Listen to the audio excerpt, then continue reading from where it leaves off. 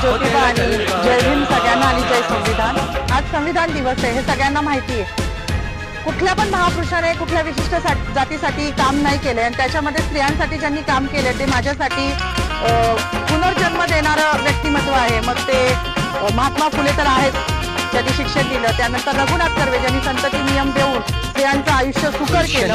आणि तिसरे म्हणजे जे कायमच ज्यांना पिढ्यानपिढ्या त्यांचं ऋण फिटणार नाही असे डॉक्टर बाबासाहेब आंबेडकर, ज्यांनी हिंदू कौल म्हणजे आज मला शोकांतिक आहे की मी जेव्हा जय भीमचा नारा लावला तेव्हा मला पोलीस स्टेशनला घेऊन येणारी जी महिला होती तिला पण म्हटलं बाई आज तुझी वर्दी घालून मला घेऊन चालली पोलीस स्टेशनला आहे, पण त्या बाबासाहेबांची